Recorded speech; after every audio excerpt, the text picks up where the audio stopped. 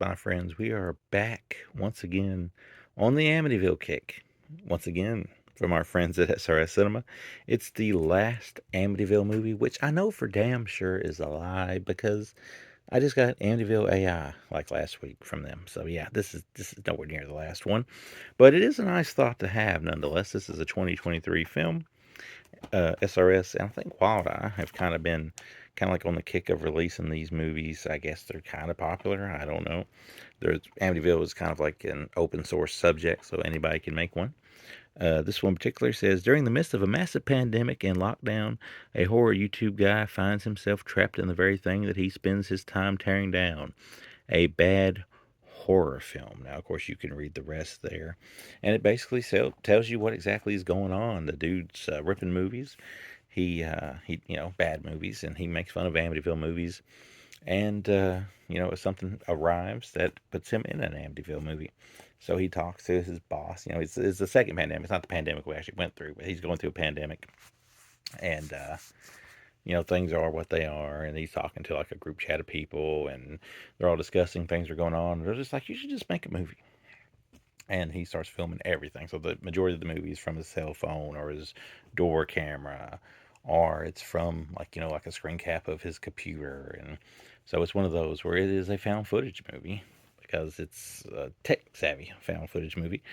He talks to his wife on FaceTime, just weird stuff like that. But the dude is entertaining. Basically, the dude being entertaining is probably the only thing that makes the movie at all remotely watchable. Other than that, it's pretty, well, your typical bad Amityville movie, especially your bad Amityville movie by today's standards. There's some terrible CGI moments in this. If you wanted to trick anybody at all into thinking this was legit, which I think we're past the point of anybody trying to make anybody think a found footage movie is legit. But if you were going to try, there is some bad CGI moments in this that kind of just kills that. That being said, there are a couple scenes in this movie that actually do come across a little bit creepy, especially when the entity in the house takes the form of his wife and kind of just stares at him at times, like out of a closet and stuff like that. Actually, was a little bit disturbing. So I will give the directors and the cast and crew credit for that part of the movie. The rest of it kind of lacks, but these kind of movies always kind of lacks. And like the best one I've seen so far was like the Amityville Bigfoot one. And if Amityville Bigfoot is your bread and butter, maybe we need to go ahead and move back on to Ouija movies or something because there was like 4,000 of them and then they kind of stopped. Nonetheless, as we are in the midst of the eighth ring of hell of Amityville movies, we at least have one here that is somewhat enjoyable, believe it or not, in its own weird way. And because of that, I'm giving it a very strong 2 out of 5. But you gotta like cheap movies. You gotta like bad movies. You gotta like, I guess, Amityville movies, which this seems to be the majority of what SRS Cinema is putting out these days.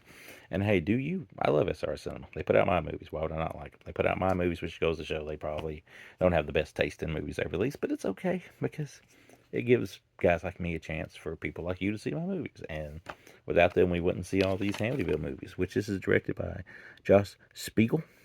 Not sure if he's related to the Spiegel that did Intruder, but that would be an interesting conversation to have. The disc comes with a multiple commentary tracks, English subtitles, outtakes, teaser trailer, SRS trailers. It looks good for DVD. I'm sure they probably did a limited edition Blu-ray of this. That would be a BDR.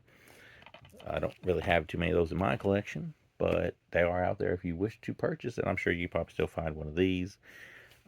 One thing I will give credit for with these Amityville movies is the actual covers look great. I will say that whoever the artist is on these things does a great job, and they all look interesting, even if they actually are not that interesting at the end of the day. We've seen some of these that wasn't that interesting. This one though is one of the stronger ones of all of these, and when it even gets to the ending, I'll say the ending is satisfying enough. So yeah, 2 out of 5. It keeps on coming, and hey, we still got more Amityville movies to review, so bear with me.